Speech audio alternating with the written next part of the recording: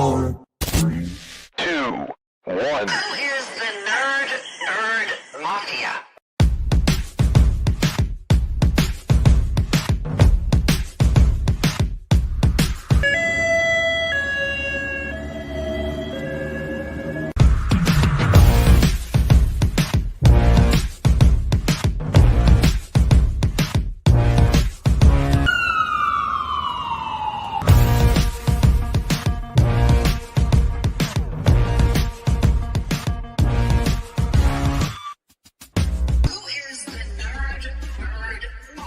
Flyers up all around his apartment complex. A social media group known as the Nerd Mafia pushed for these electronic billboards in Central Florida. Nerd Mafia.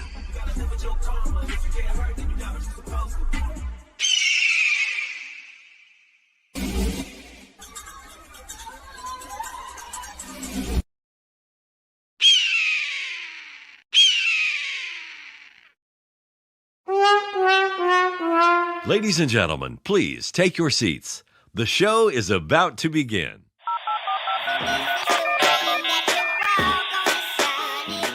Calling all units A211 at 675 Main. Backup needed. Car 36 responding.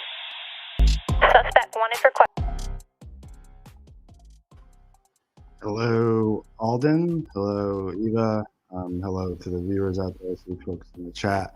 We're doing a little different format today. We're going to talk some technology.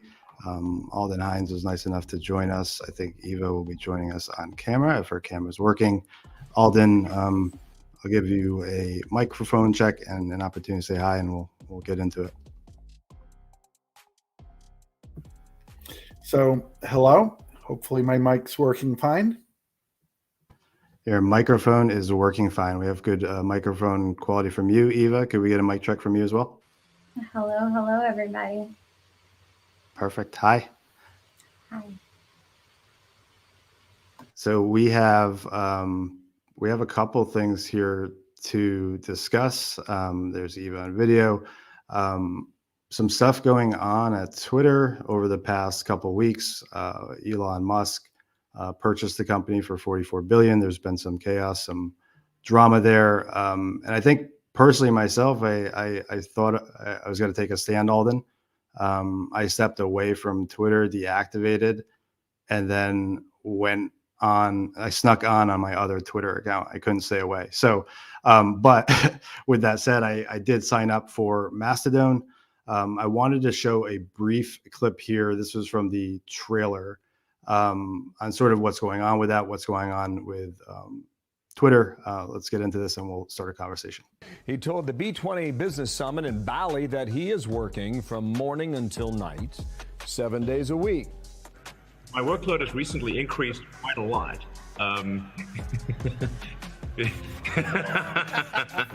I have too much work on my plate, that is for sure. Does Musk have too much on his plate? Yeah, his takeover hasn't been without issues, shall we say, from charging for verification to laying off half of the social media site's staff. As a result, millions of Twitter users are exploring another little-known platform called Mastodon. It gets its name from a prehistoric elephant and shares it with a heavy metal band. Yes, Mastodon, an alternative to Twitter that's exploded in popularity lately. So Mastodon, Aldon Hynes, you've spent a lifelong with social media. Oftentimes I did infrastructure, but you've been in the trenches with social media, oftentimes testing, playing around with platforms. You've been testing Mastodon since what year? So on the current Mastodon instances, I've been on Mastodon since 2017. But it's important to know a little bit of the history of Mastodon, that it grows out of open source software and several previous systems such as Identica, Laconica, and tied together with a protocol called ActivityPub, which I'll talk more about later. So I've been working with sort of the underpinnings of what's become Mastodon for, I'm not sure how many years, but probably back to about 2008, 2009. I joke about stepping away from Twitter, but a private ownership has serious implications. Twitter has become the archive for the world's history over the course of the past 10 years. I want to say maybe longer, but it's where folks go to get their news. It's where videos are stored. It's where photos are stored. And now all of that data is owned essentially by Elon. Meaning, that's one facet to it. But if the company fails, if it goes under, if they start losing money, there's consequences, I would imagine.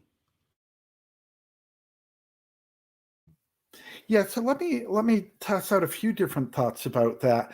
There's a lot of discussion right now on Mastodon about what happens to all of that historical data if Twitter does fail. And people are recommending, and I'll echo this recommendation, if you are on Twitter, go out and request an archive of your tweets. I did that a few days ago, and I still haven't gotten the archive. So hopefully I got in time to be able to get an archive. And I'll just say to everyone who's listening, if you're on Twitter, request an archive of your own tweets. It's important. It's actually, you're echoing what I've said via Twitter before. I request mine now every month. And more importantly now, my main account got suspended. That means when it gets suspended, there's things I don't have access to. When I archived it, I do have access to that. And it's an HTML file that includes your messages, your content, your pictures, and your tweets. So it's a good recommendation that you make. I think that from the people that are tuning in and people that use Twitter, most people flock to that platform and look for similarities to Twitter. So would you mind sort of summarizing how it's similar and what's different? Because there are some very big differences, right? Yeah, so I think a starting point is that Twitter and Mastodon are both what's referred to as microblogging sites. So they grew out of this response to long form blogs that were popular before Twitter and coming up with, well, let's have short form ways of sharing messages. Various things from Twitter have been replicated in Mastodon, so that, for example, people still use hashtags and you have people that you follow and people that follow you. So a lot of this stuff, and there's the ability to add media to it. So a lot of this stuff is fairly similar. But really the big difference is that Mastodon is owned by anyone. Mastodon is a federation of servers. And I think that's very important to think about when you join Mastodon. You have to determine which server you want to join. And there's things you should consider about that. And then that federation is a federation not only of the Mastodon microblogging sites, but it's a federation of all kinds of other sites using the same underlying protocol.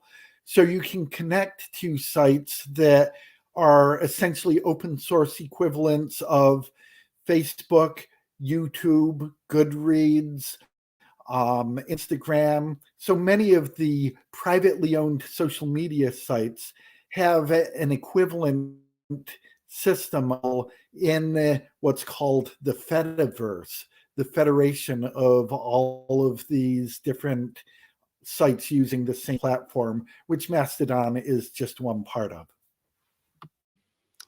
And one of the most important notable differences, Eva, you're going to enjoy this, is that on Twitter you tweet and on Mastodon you toot. Is that right, Aldon?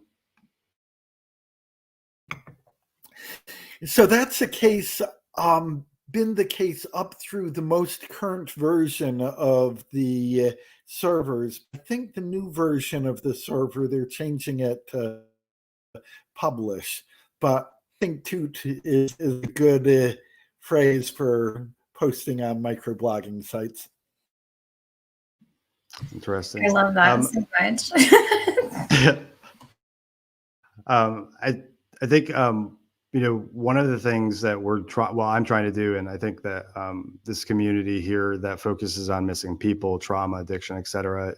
We're friends on Facebook, and we've been friends for I want to say 12 years now, maybe longer. But you are also working on becoming a priest. You've been studying on that side for a while. So I want to tie that into the mission and social media, right? Because I think the concern is that if Twitter starts going the way it's going, if it becomes less useful as a tool for what we do for the missing community, will Mastodon serve as a replacement? And sort of general advice from you, Aldon, on ways to improve visibility as a whole. We use Facebook, Twitter, Instagram. I use TikTok. Are there things that we as a community can be doing better to improve visibility? Go ahead. Okay, so let me hop in. You were breaking it up a little bit for me right there. And also I see a question that's come up, the big question of, is Mastodon a backup plan only? And so I'll start off with no, Mastodon, in my opinion, is the next step. There are lots of issues with Twitter, primarily being a single source owned by a billionaire who's really not concerned, to go back to what you were talking about, really not concerned about the human good, concerned about the profit for it. And one of the big issues is how you control what you see and who sees what you post.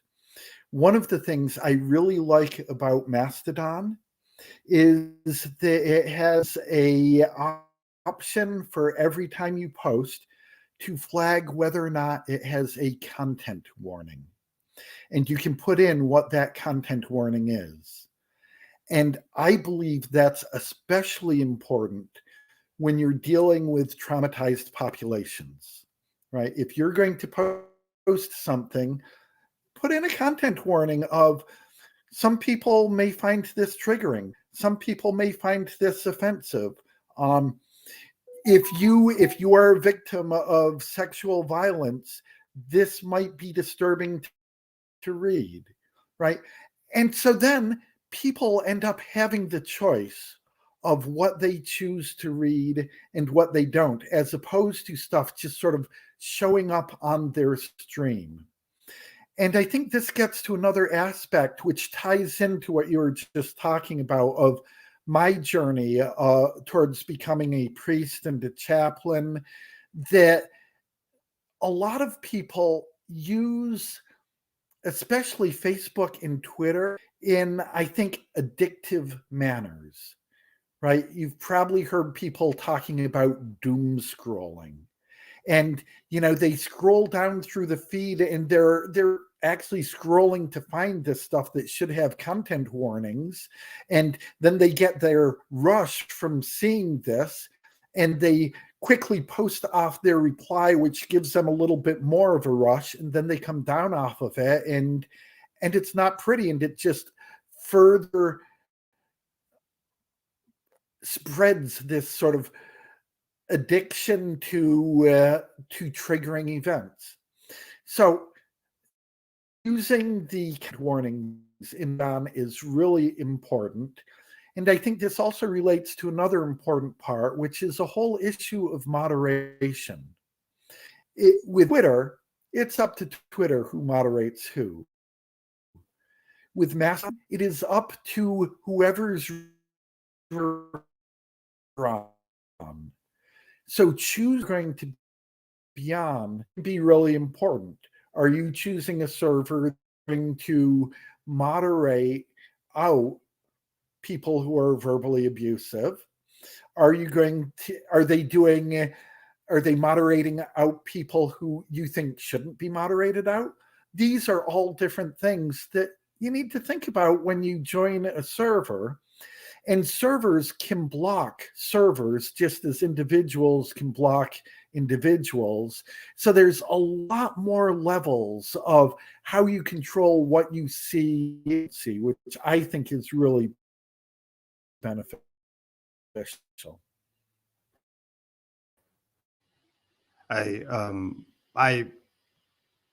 I'm guilty. I've been guilty of that doomsday scrolling. So I'm appreciative of this conversation.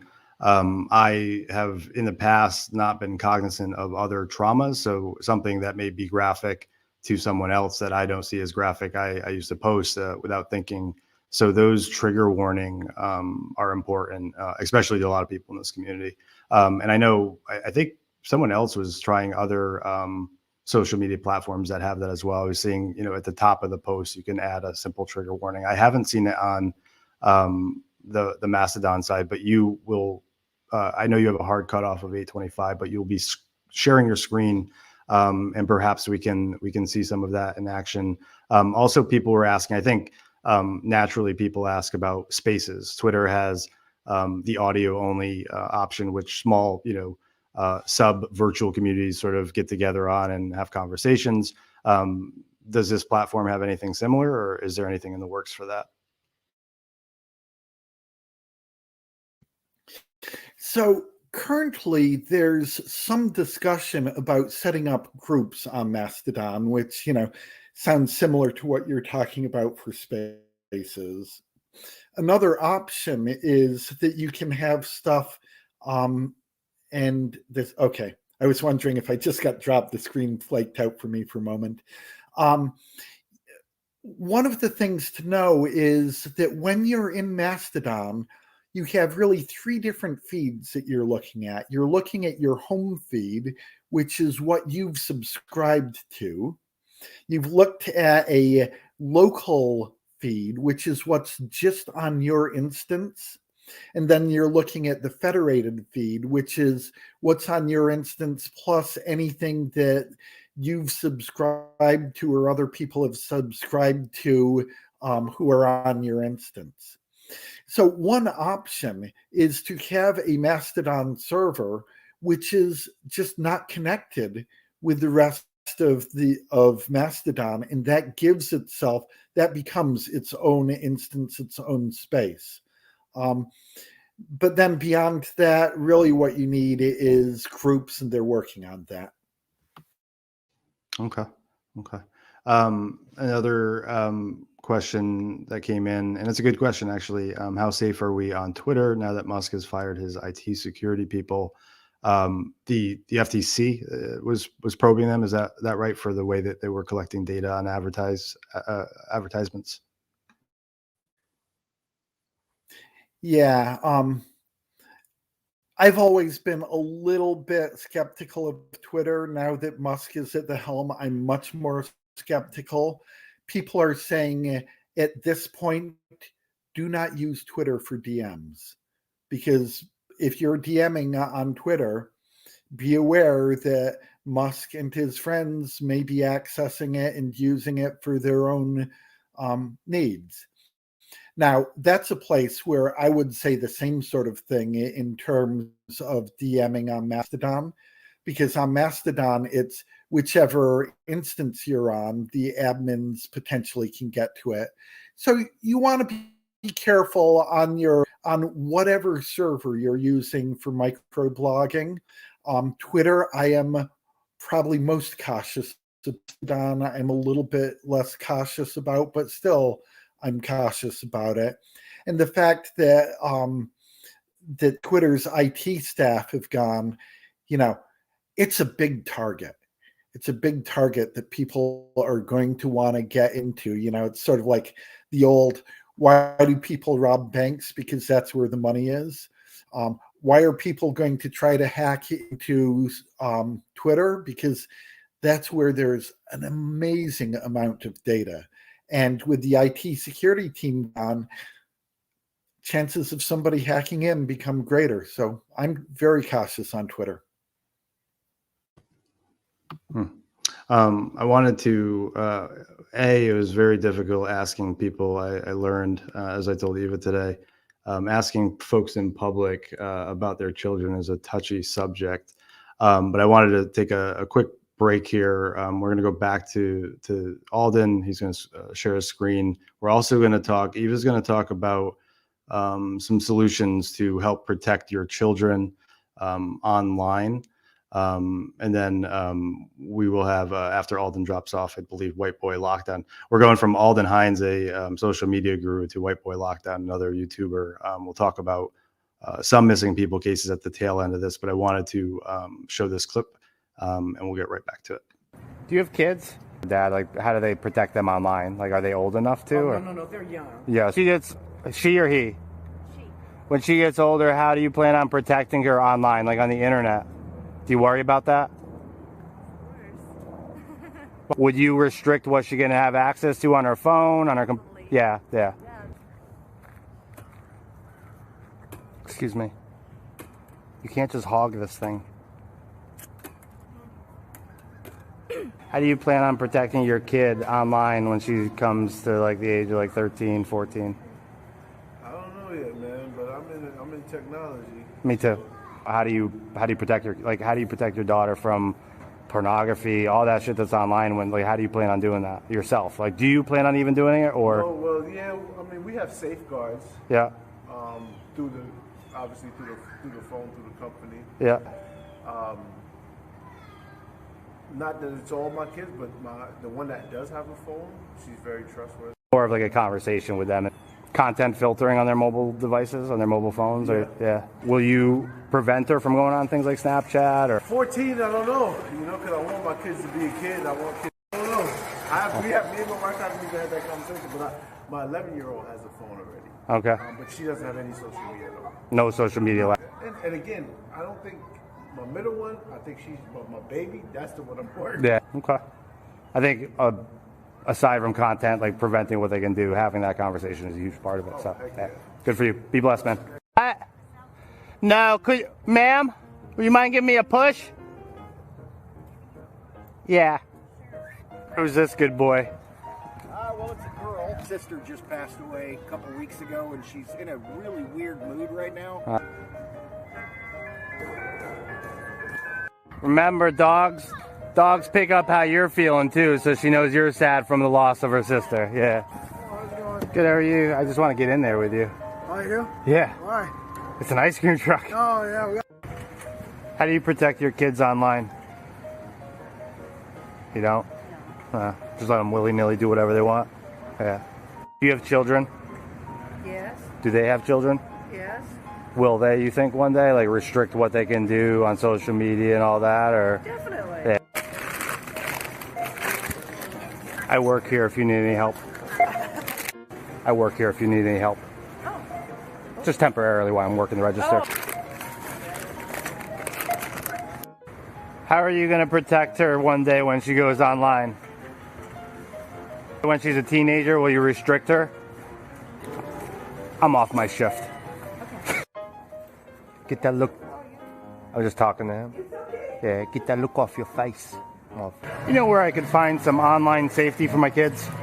What? Online safety for my kids? Thank you. Can I buy online safety for my kids here? What do you mean by online safety? I want to protect them. I'm not sure what that is. Online safety? Yes.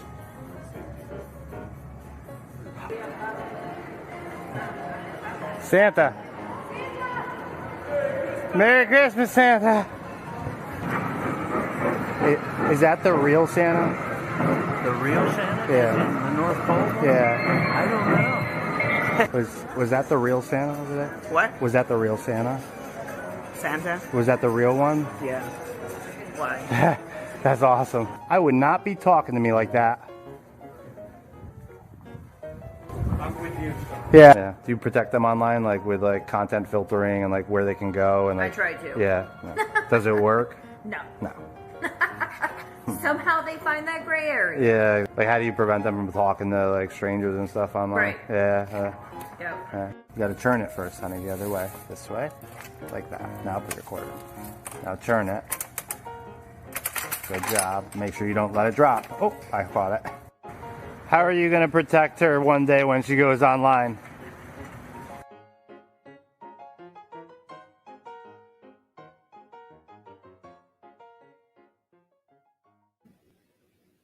really glad that skit was over. I think I was freaking some people out in public, Eva. I couldn't. I cracked up the whole time you were editing. I can't watch it. I don't know what people think about you, honestly. That one lady looked like you were gonna snatch her kid and run. She was like, she almost ran with her shopping cart. But it's it's sort of interesting. You heard some people respond, and it sounds like it's a combination of both good parenting, having conversations with your children. Knowing, one of the gentlemen said he sort of knows the subtle differences in between each one of his kids. So each kid has a different sort of social media policy depending on that child. And then there's some technology solutions that Aldon and we can all speak about. But I think it's sort of both facets there are required. You can't expect technology to take care of it all. Kids will have workarounds. We see that in the school systems. Obviously, software vendors will release updates and patches for those workarounds. But it's good parenting. It's having open conversations with your kids, and really teaching them what to expect and what to look out for. But there was a really cool platform solution that you were looking at, Eva, software solution. What was the name of that? Bark. So it's like, I think it's an app, right? I think it's like an app. But it has so the biggest seller for me is it has social media monitoring. So it keeps track of any platforms that your children are on. And it's like, I think it's like keywords that pop up maybe in their messages or posts or something like that. And it'll send alerts to your phone. To me, that's really awesome, because you can't just sit right on top of your kids 24/7 watching what they're sending back and forth. And even if you check it from time to time, they can delete stuff. But if you have an app monitoring, and it's sending you alerts as stuff comes in or goes out, I think that would help prevent a lot of things. One of the things that they are really touting, and Aldon will appreciate, I think we all will, is that their app reduces self-harm, and it reduces suicide, because children that are bullied, it's looking out for keywords within those social media apps. I'm going to, again, I want to let people out there know we're not reselling, we're not associated with this app. There are other good solutions that we're going to look at this particular solution real quick. There's a minute clip from them on how they claim they're helping. You never want to see your child struggling with suicidal thoughts. But this issue is hidden so deep in their phones. Suicide is the second leading cause of death for kids, and cyberbullying just makes this a much more present reality. That's why I rely on Bark, built by parents for parents. Bark's award-winning dashboard monitors text messages, emails, and over 30 apps and platforms for potential safety concerns. When Bark detects digital danger, I receive an automatic alert, so that I'm able to address the issues as they arise, while respecting my son's privacy and not needing to read through every single message. Bark delivers research-backed recommendations for dealing with the issue. This helps me and my son work together, trust each other, and build a deeper bond. The screen time management and web filtering tools help me set healthy limits around how and when my kids use their devices. Plus, their data is always protected and private, which gives me further peace of mind. To date, Bark has helped protect millions of children and detected tens of thousands of severe self-harm situations. We spend so much every month just trying to keep ourselves entertained, but I find the real value in So, like I said, there's lots of solutions out there. Aldon, this one hit home with me as related to self-harm, suicide. I like that it has algorithms in it to detect things like that. What are your thoughts on some of these? And I think even Eva, we're all parents, right? Where do you balance that line of privacy for your child and making sure they're safe? So I will say this is the first I've heard of Bark. And, it's interesting that you bring it up during our discussion about Mastodon, because I suspect that Mastodon and some of those other Fediverse tools are not available or are not covered on Bark yet. And so that's one concern that I had. But other than that, it looks really interesting. I really like the looks of what the idea of trying to monitor everything your kid does on social media.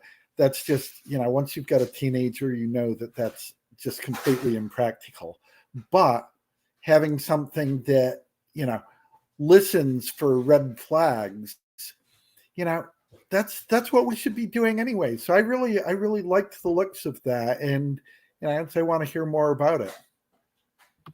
Yeah, and it's important to note that parents out there that are asking questions, that's only a question you can answer. But if this was my kid, yes, because I think an app like this, draws the line there, just like Aldon said, and just like one of the gentlemen at the park said, he still wants his child to be a child, right?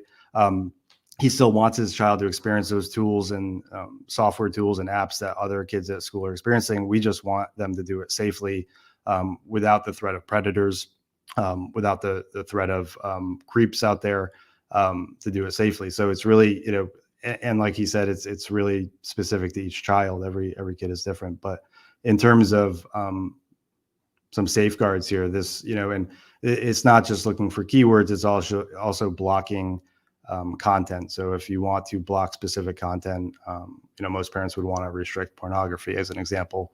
You can do that with this app.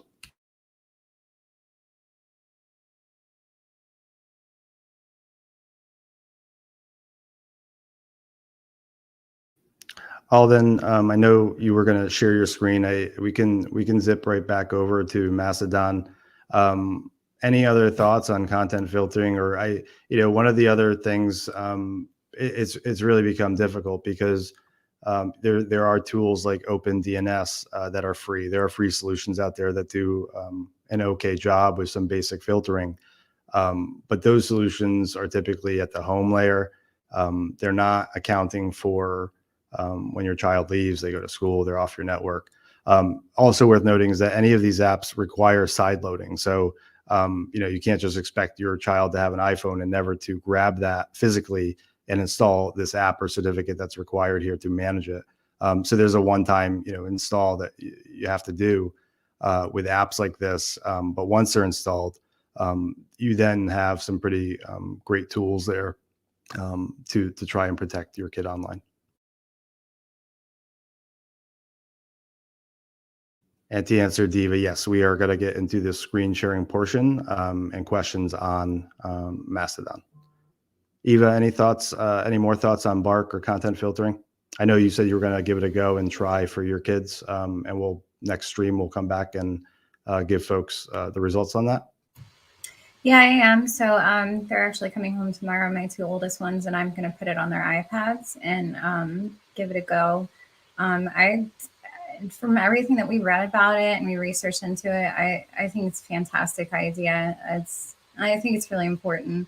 I saw somebody ask, is this good for a 15-year-old? I think this is good for really any age that if you're going to have your child on a mobile device and they're going to be interacting in any way, whether it be social media or on the internet, like YouTube, anything. I think it'd be really important because you just never know. So on Mastodon, Alden, I've tried it. I'm gonna give myself a full like 48 hours where I just use that instead of Twitter. It seems pretty intuitive. There were some restrictions with specifically for me as a content creator, uploading high resolution videos from my iPhone. It didn't like that. So why don't you give us a rundown of whatever you can teach us about it? And then questions will arise. I think the first thing I realize is that getting caught up on which server to pick isn't important because it's federated. Content will go across multiple servers. Servers talk to each other. So it's not something that folks should get caught up on, but I'll let Aldon take it from here.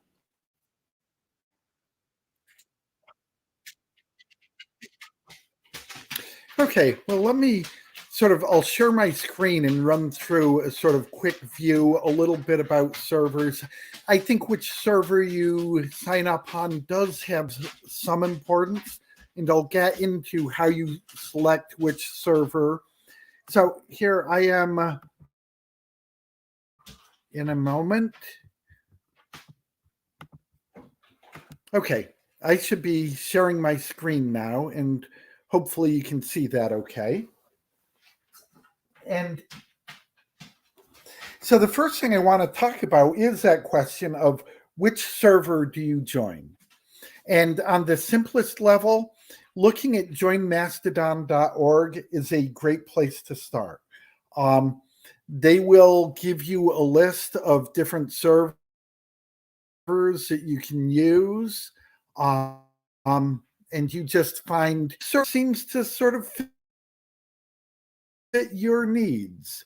And describe the servers. Some of them you have to apply to get an account. Some of them you can, so you may want to find some that's, specific to your interest. Some of them are very general. Choosing a server, you can also go out to this site, instances.social, and you can do all kinds of, as an example here, are you going to join a server that allows nudity with or without a not safe for work tag? One that links to illegal content? One that has spam or advertising or spoilers without content warning? So those are all different things that you may want to look at in terms of what's allowed. We're speaking here in English, but Mastodon's really big in Europe. You may want to look at ones that have a certain number of users on them. If you look at this list here, for example, one of the ones listed is Mastodon Express, which has 9 users. Personally, I wouldn't choose that server because if it's got 9 users, someday the admin is going to decide, it's not worth it, and your server's gone. So you want to look for one I think, with one that has a lot of different users. Looking at that, I'll send some of these to Nerdy and he can share it around. This list is of servers that have over 5,000 users. It also includes which version of the software is being used. Since it's open source and the administrator controls how it's set up, they can choose when they upgrade or not. So you'll see that there's different versions with different amount of users. Personally, I'm on Mastodon. It's one of the largest. It is open to join right now. If you're not looking at anything else, Mastodon.cloud is a great place to start, but many of these other ones are also good places to start. So that's sort of my thoughts about choosing a server. It's what's the size, the age, how trustworthy do you think the admins are likely to be? The other thing that I want to say, and we touched on it a little bit, is about the importance of respecting the culture. Right? On Twitter, it's a Wild West. It's open. People can do whatever they want as long as it doesn't piss off Elon Musk. On the servers you choose, it's really up to the admins, and you may want to find one that the culture matches what you're looking for. And in terms of that, we also need to keep in mind that Mastodon has been around for a long time, and it's not just a place where people leaving Twitter go. So when you come into Mastodon, try not to come in as a colonist from Twitter, but learn that you're connecting with. Be open and learn from people. many of the Mastodon servers have focused on marginalized populations, queer populations, BIPOC populations, various differently abled populations. I don't know if there's any servers that are particularly focused on people, for example, who have struggled with substance use disorders, but I could easily imagine you might run into something like that, or people dealing with specific types of traumas. And that's a thing that it may be worth looking out for. One of the other things is spoke about between Twitter and Mastodon. And with Twitter, for a while, it was, it was this big thing to be able to get a verified account, which meant something. And then Elon Musk came along and said, yeah, if you want to spend $8 a month, your account's verified, until people started creating a lot of fake accounts and that got shut down. Verification in Mastodon is done differently. And it's in terms of you verify yourself against some website that you know, and you put particular code in that website. So when we look at my profile in a little bit, you'll see that I am verified as the owner of my blog. But that's the only verification that I have. The other thing is, and they've mentioned this a little bit before, is to think about where this fits in the Fediverse.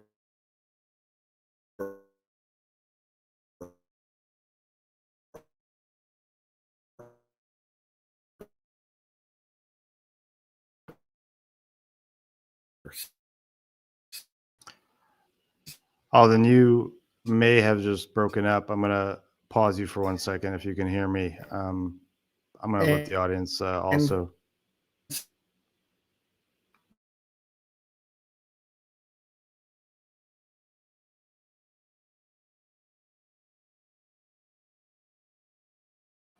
So, Alden, if you can hear me, your audio cut out, but I'm going to.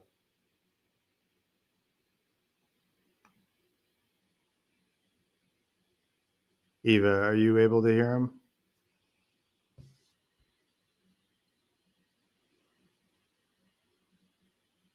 I can try to narrate. I don't know what he's saying, but as you can see here, the slide shows we have 62,190 users and 8,228 monthly users. Alden, we can't hear you, so I'm trying to narrate for you. Your mic cut out.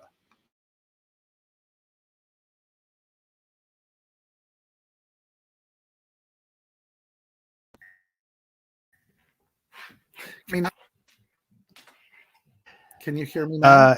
I can hear you, but it's like somebody is downloading torrents on your internet.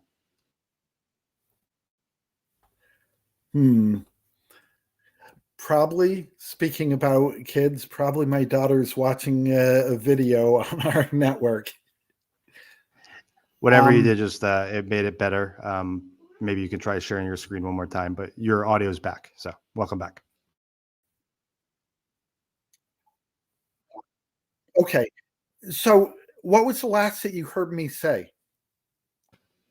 You were going over the different servers, groups, and you cut out, I want to say about 2 minutes ago. You were going over a screen and then you got to the users. And that's when you were chopping in and out there. So did you hear the description of the Fediverse?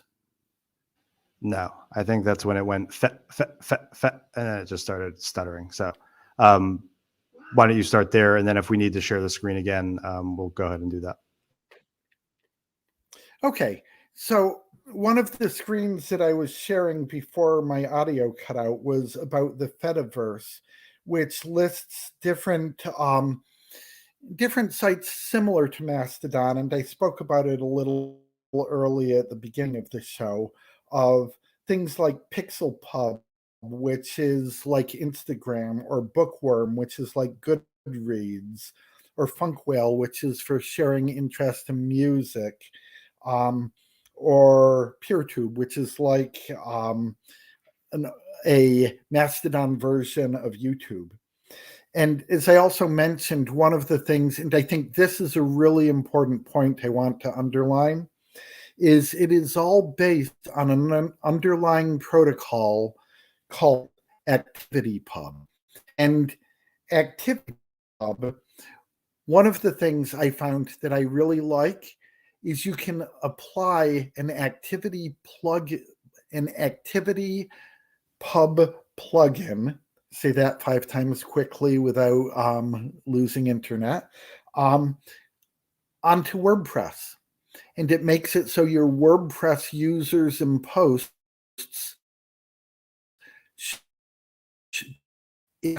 that's things I'm really interested in, and I encourage people. We spoke a little bit about moderation, and for moderation, it's a whole different game on Mastodon. You can mute, you can block, you can report, you can block whole domains or whole servers. And servers can block other servers, and there's different levels of blocking they can do for that.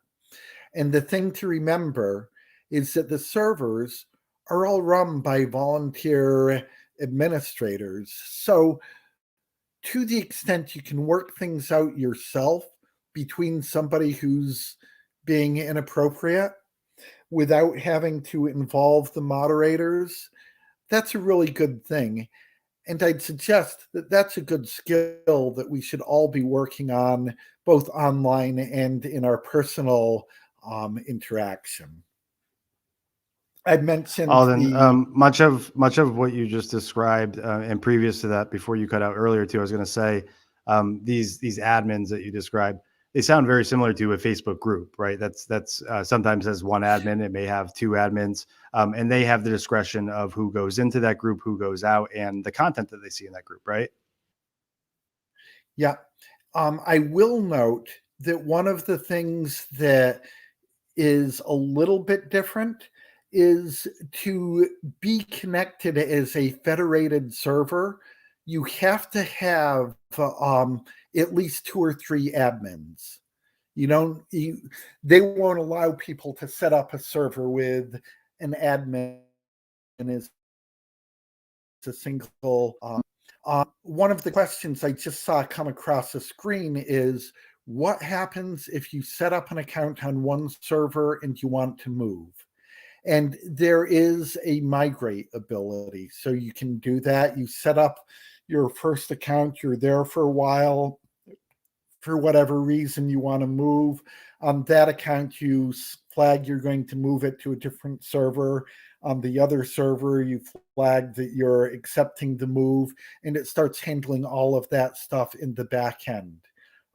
So that's a really nice feature that I haven't experimented much with yet, but I think it's important and addresses a question that one of the people brought up. And to Green Goddess, who says it's like Twitter, but much more customizable on the tech level. Yeah, and some of that is, and you get the techs making the customizations as opposed to, whoever can spend $44 billion to buy a social media company. One of the things I noted is you can also join multiple servers. Is that right? But what happens on mine is that your followers, like it's almost like it's a different profile because it's a different server. So when you say migrate, that would move those followers over, or how does that work? Yeah, I don't recall the exact, because I know there's been some discussions about difficulties around moving followers over. But yes, my understanding is it moves over. I think it moves over everyone you're following, and everyone who follows you ends up essentially seeing a message saying, I've moved, follow me at this other server. Gotcha. And I think, I see comments flying through, people saying, we have I wish Tech Commander was up here. He actually reminds me of you a lot, but old school tech guy, into cigars. And he's saying it's, too difficult for the general population to use. I consider this, platform complementary to other social media platforms, right? For missing persons, especially, the more you can put them out there on every platform, great, right? There's also different use cases for Twitter audio, which I consider more of a podcast, versus this platform that we're using right here, where we're able to share screens. And Aldon, what's your take on that? I don't see this as a replacement for Twitter, but perhaps complementing it, or being able to utilize it in ways that Twitter is not able to be. So I'll say a couple different things. First off, I'll disagree with Tech Commander. If you go to joinmastodon.com and select a server to set up, or just go directly to mastodon.cloud and set up an account there, and don't worry about all of these added features that are out there, you can use it almost identically to how you use Twitter. And my concern is about whether or not Twitter will survive. And from that perspective, I'm there. I found that as I've gone on Twitter or gone on to Mastodon, that's not really the first social media place I go every day. And these other things like having multiple accounts or connecting it to WordPress or stuff like that, birds may end up enjoying it, benefiting from. But for the average user, they don't have to deal with that, but they can see the benefits of that in their own feed. I also want to address a question that Shani has raised of, does it cost to have your own server? Well, it costs to have any type of server. It depends on who you set up to be your hosting service. But if you want to host a server, you have to pay for that server and its bandwidth. They do have some pretty simple installs, so you can just set up an instant quick and easily. I think there's even one for just running it all through Amazon Cloud Services. So that, yeah. So we have a gentleman that's been on here before that the folks watching likely know, Peter West, who runs a data center. So I queried him 2 days ago. He's having his engineers set up a test Nerdbird server, more so for curiosity for both of us, right? We're nerds, and we want to both install it and see how it runs, and then see how the interaction between server and server is done, how you admin it all. So it's more curiosity, and then we'll see where that goes. But yes, AWS was another option. I didn't want to pay $50 a month when Peter West could pop one up in a demo environment for us for free. So right.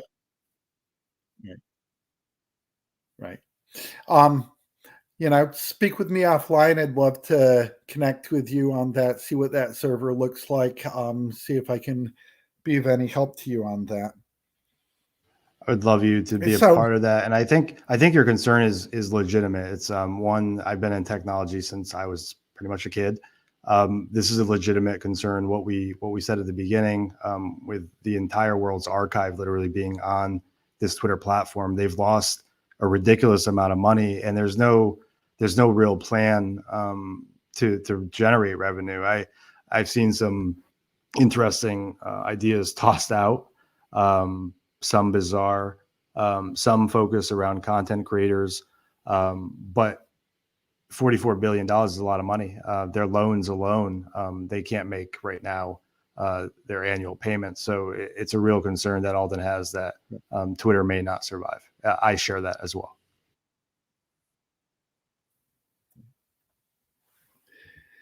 So I was having a little bit of audio issues there, and I may have missed a little bit of what was being said there. But I wanted to come back to a few other things just on things. One of the things that's really nice is they also have filters to filter out from your feed various things that you don't want to see. So a friend of mine, for example, just is not interested in finding out how people did on yesterday's Wordle.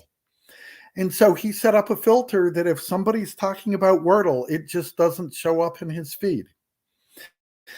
I took that idea and said, I'm not really interested in people just reposting what they're seeing on Twitter. So any posts that come in with an @twitter.com is part of the post, it's filtered out for me. And so you can filter out stuff that way, which I think is another really nice feature of Mastodon. Then the only other thing that I really had to talk about was how you build an audience.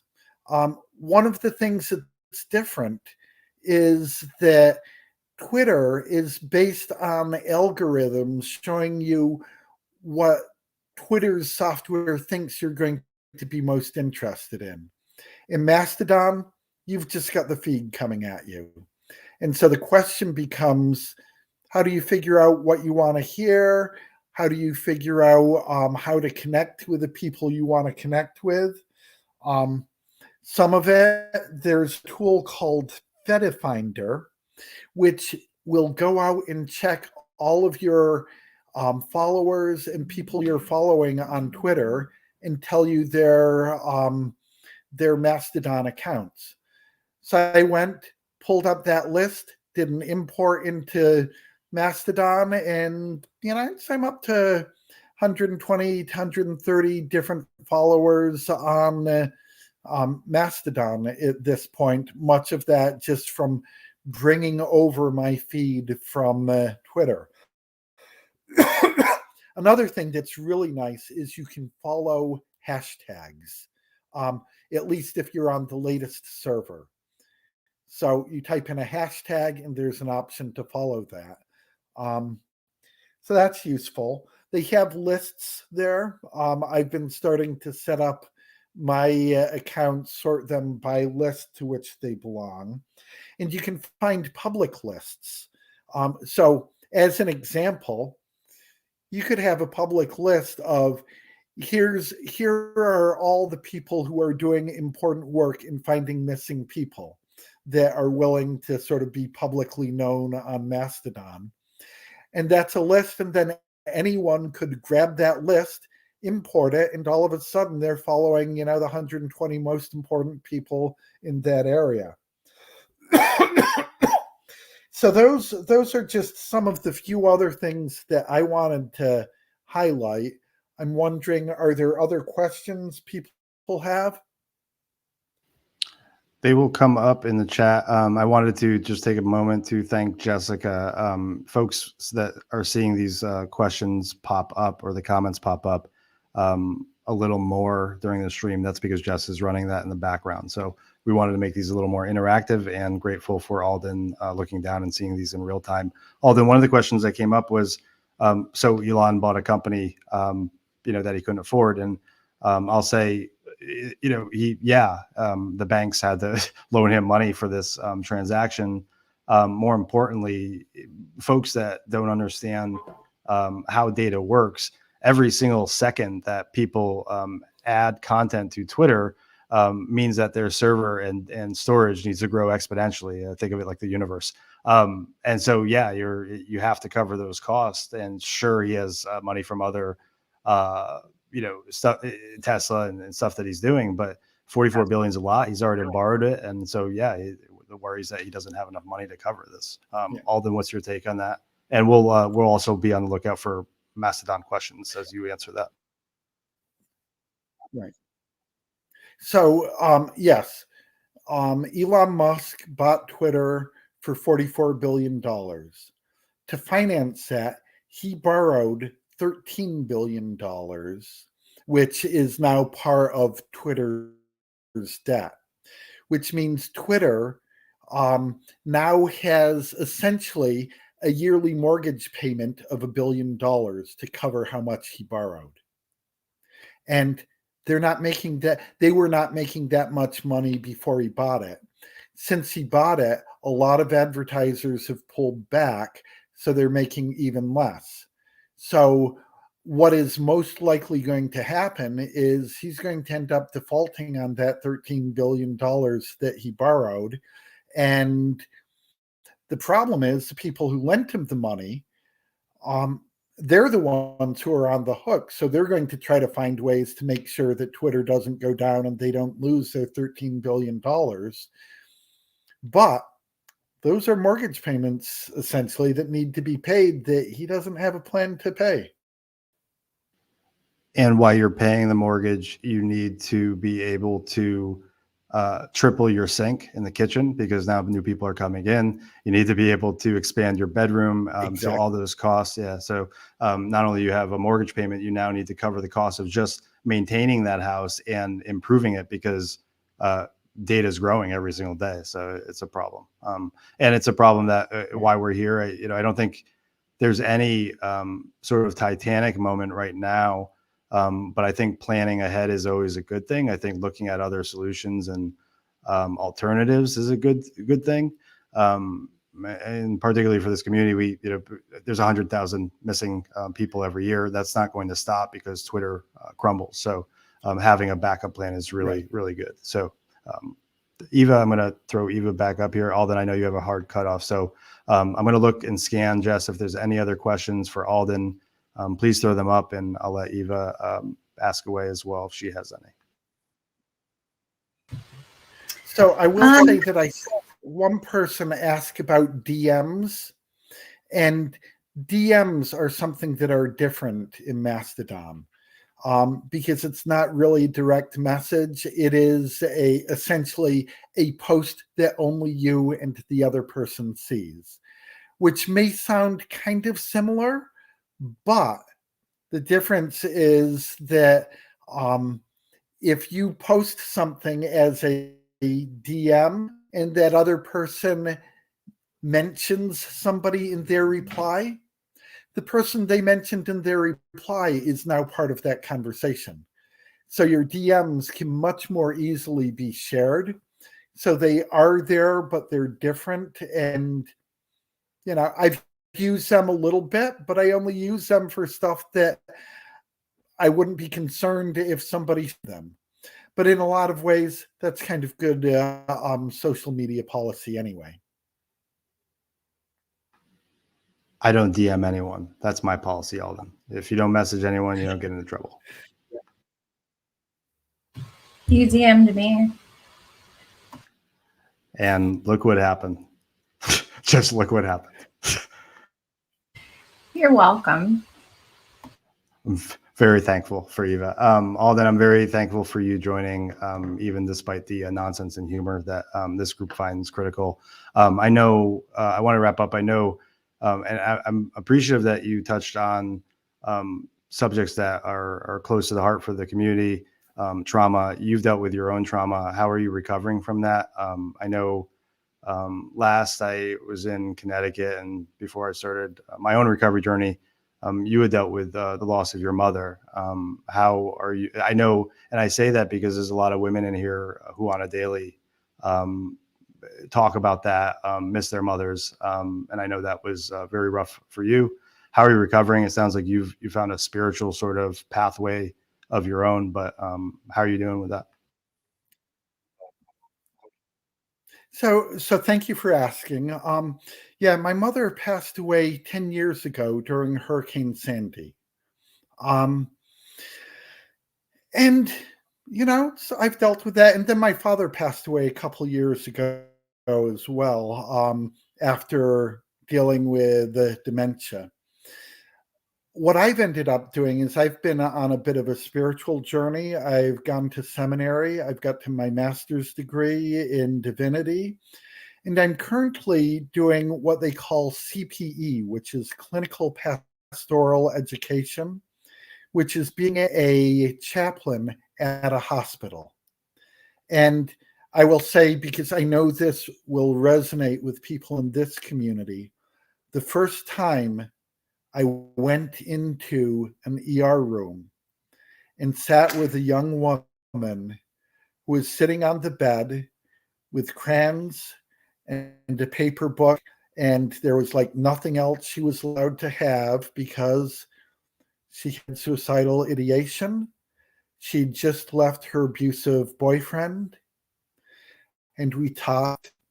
And sometimes that talking is is the thing that we need to do. We just need to sit down and talk and be with people. And so that's been part of my journey, getting better at listening to others, hearing them, showing compassion to them.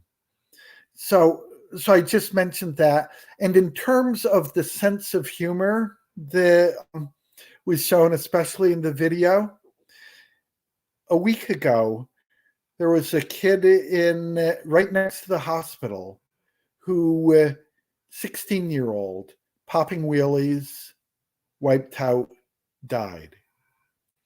And I was speaking with one of the nurses who saw that happen and who experienced the trauma of seeing that. Because when we see other people's trauma, it traumatizes us as well.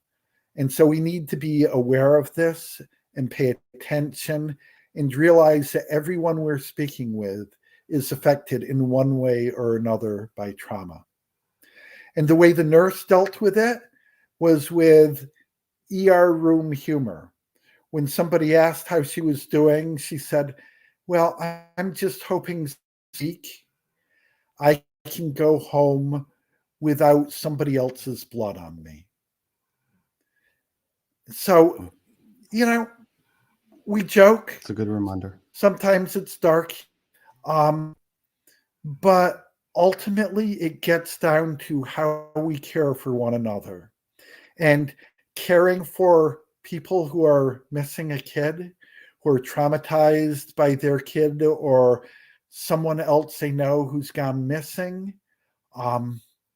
that's really important.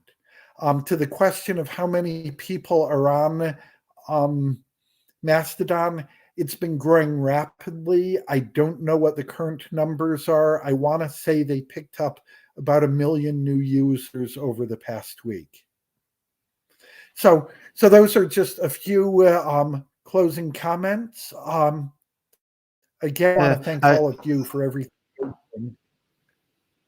I just wanted to say, Aldon, so Lori, your question on sort of your concern is there enough people there to make an effort for the missing? And I'd say, like my own TikTok, Summer Wells, you'll go look at those TikTok videos, go look at the comments.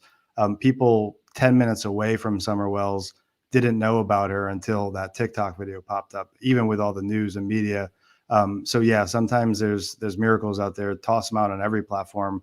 But to Aldon's point, the platform's growing. Aldon, the hospital chaplain, is dear to me. When Jeff died, I went back to the hospital and no one would tell me the truth, right? And there's that moment where you're reading people's facial expression, the nurses, the doctors, the hospital administration, and nobody would tell me the truth. And finally, the hospital chaplain took me outside in front of Hartford Hospital. He said he couldn't say anything, but he gave me that nod and a hug that I'll remember for the rest of my life.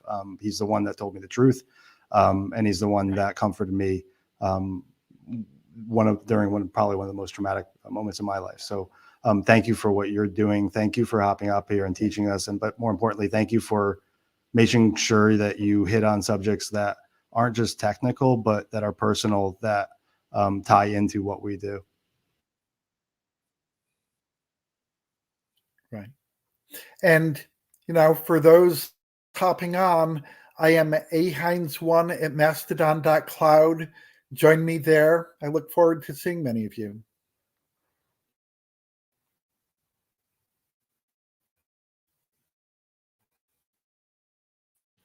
Eva, are you going to be rude? And what is that, like a Southern thing? You say bye to Aldon, or? I didn't know we were saying bye. I'm sorry. No. Aldon, thank you so much. It was really nice to meet you. He's gone on and on and on about how amazing you are and how much he cherishes you as a friend. So it was really special for him but both of us for you to be here. So thank you. Okay, thank you. Goodbye, everyone. Thank you, Aldon. Have a good night. Thank you very much. So Eva, thank you for joining. And I think we wanted to just touch base on a couple cases. We have Quentin Simon going on. We have some new developments on Michael Vaughn, Delphi murders, some new stuff there. And I think White Boy Lockdown, we're going from from Aldon Hynes, the soon-to-be priest and social media guru to White Boy Lockdown. I ran into him during the Petito case. He was recording and cross paths. I guess he has some new drama. He called me earlier and I said, look, just hop on YouTube. You're on YouTube. Just hop on YouTube. I'm willing to talk about anything publicly. So that guest link will be out there. Eva, you've been following a couple of these cases. I don't think Quentin, we have anything really aside from that they're still at the landfill. The Michael Vaughn case, that Sarah Wandra woman, seems like she's just off her rockers. And I don't know. I really haven't had time because I've been preparing for this tonight. But any thoughts? Yeah, it's wild, and it was just so out of nowhere. This is a case that we haven't had any updates on. Nothing's happened in so long. And then this just kind of came out of left field, and it just seems like it gets more bizarre by the day. And, you know, the more that we kind of read into there's Sarah Wandra and then her husband, Stacy, she's definitely, just from going through her social media, is off her rocker for sure. And we don't really know a whole lot about him other than he has criminal history and seems almost as nutty as her. It's I don't know. They're still digging up their backyard, I believe, and I think we're all just kind of on the edge of our seat, waiting to see what's going to happen next. Yeah, it's sort of bizarre because we all follow other cases, and you have a case that's literally, I mean, the time period hasn't gone by, right? But Quentin, they're saying, look, he's in the landfill. There's no charges on this case. There's no remains. A lot of time has gone by, and they're saying she lied. But I mean, I'm reading these affidavits. It sounds like she may be a little crazy, and they may have taken her word and used that to charge her and hold her to get more information. But as people have said on Twitter, there's probably a lot we just don't know right now. Yeah, that's what I was saying too. I think, we were confused as to why police did it the way that they did it, but that's the conclusion that me and you came to too, is that they have to. There's obviously something they know that we don't know that they're not releasing. Hopefully they have something really concrete, and we're gonna hear something soon about it. That is Aldon's profile there. I know White Boy Lockdown, the link is out there if you want to join, hop on. We'll be ending pretty soon. We wanted to talk about a couple other ways technology can be used for good, especially for missing. And I want to remind people out there that there's this app here called Traffic Cam. It's continuing to get more awards, more press, more media. And it's a really simple way to help trafficking. And folks can obviously make their own decisions on whether or not they want to use this app. But what it's doing is folks that travel across the US or wherever you go, you download the app, you take a picture of the hotel room that you're in, and then it, using algorithms, goes and detects if those pictures match sex trafficking ads. And the reason I ask people to go look at it for themselves is because, as I understand it, they're not trafficking the sex workers, right? They're trafficking. They're going after the sex traffickers. In this case, the people that are perpetrating these crimes. So this is an interesting app. It's been on my radar.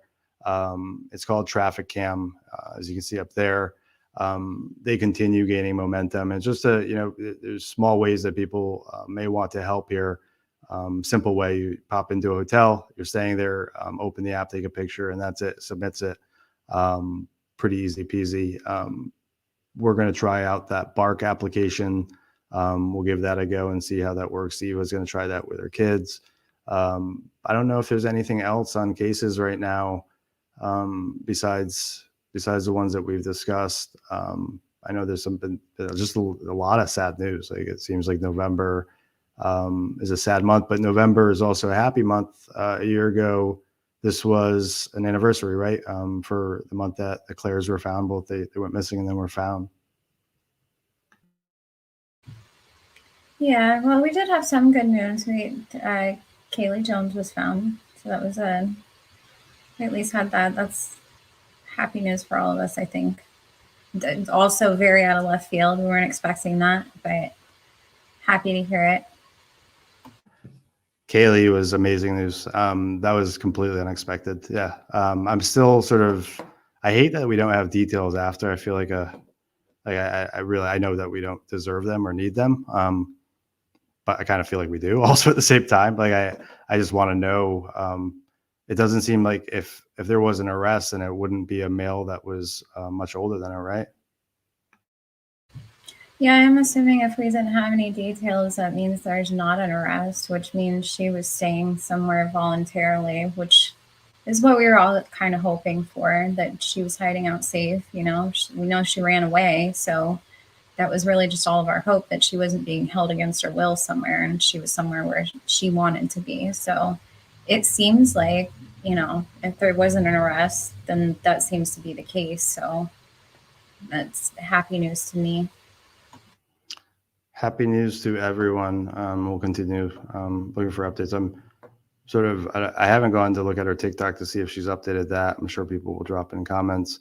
I doubt her parents are going to let her be on social media for a really long. She probably won't be on social media until she's 18. Knowing her how's she going to see me whistling at the horse? Hopefully somebody will show her. I hope so. On this side of things, Jess, thank you for running the back end and putting comments up on the screen. And I know we knew this was going to be a smaller audience, but we wanted to practice that.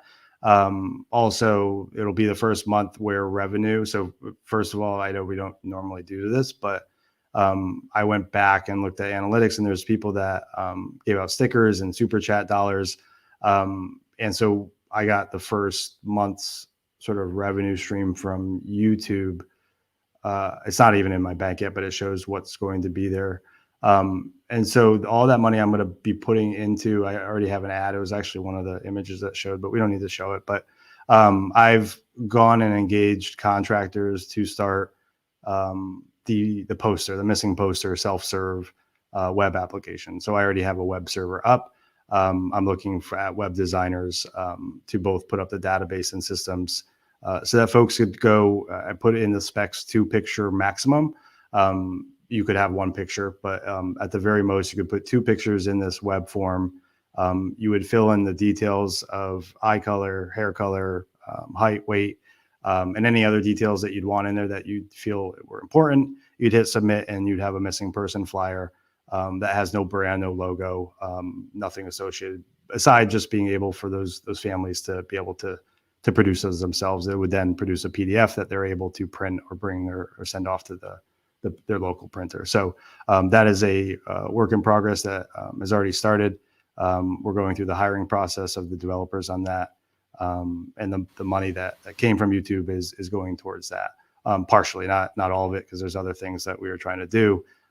We had an interesting meeting recently with another drone operator, so trying to find some thermal lenses to further the cause. I know we had some drama with Adventures with Purpose and a lot of people resigning from them, but that really doesn't touch what we do. We don't do cold cases. We try to help and find missing kids, missing and vulnerable and exploited teenagers.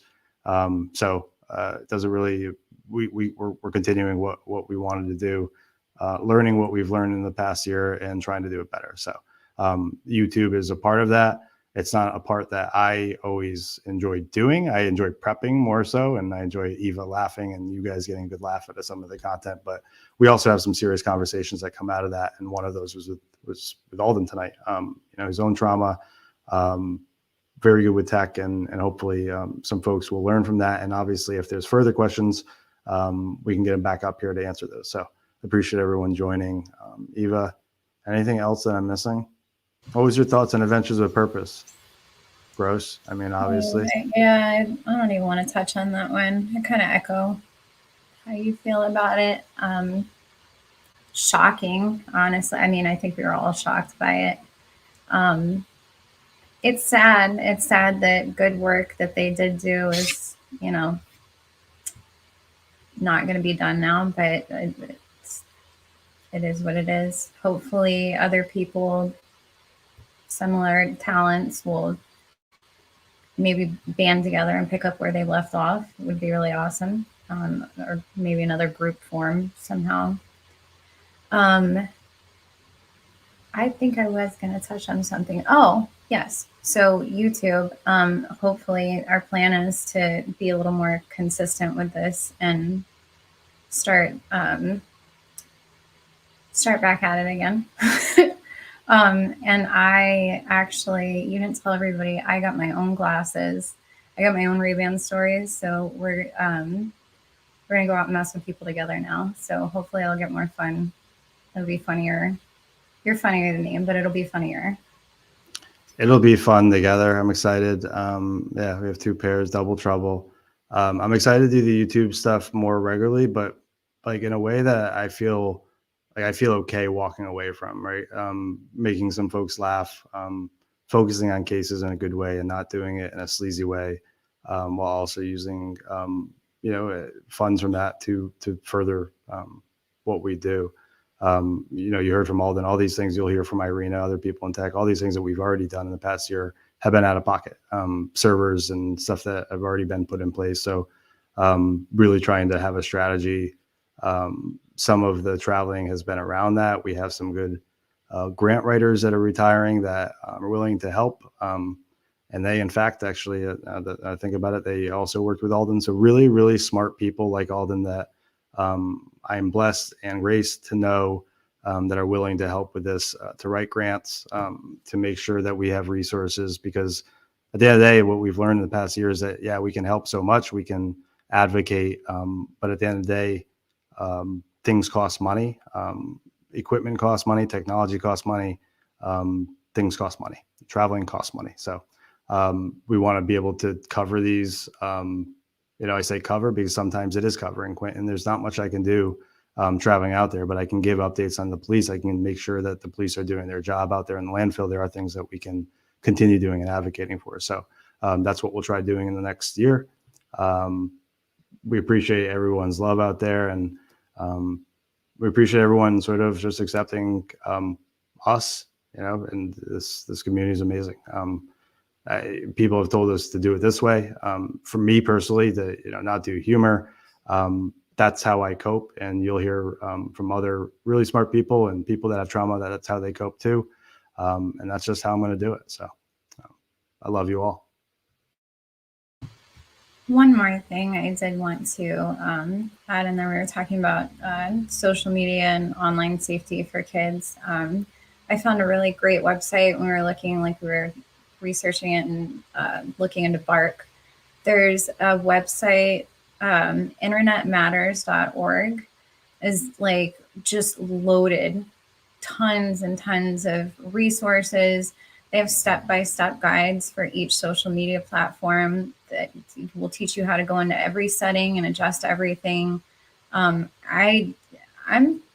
pretty good about staying on top of my kids, tablets and keeping track of what they're doing. Like I feel like I'm on top of it, but there was a lot of stuff on there that was informative to me. So you guys check that one out if you have young ones or teens on mobile devices. It was really, really good.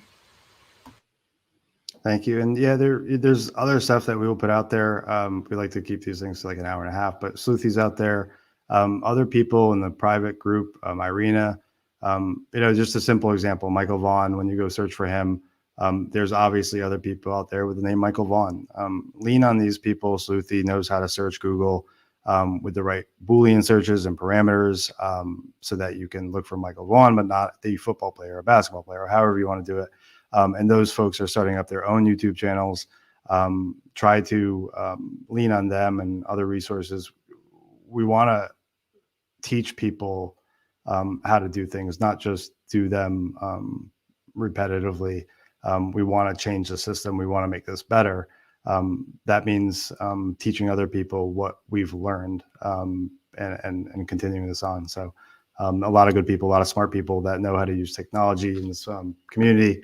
Obviously lean on us if you guys have questions or if there's questions we can answer. But yeah, we love you all.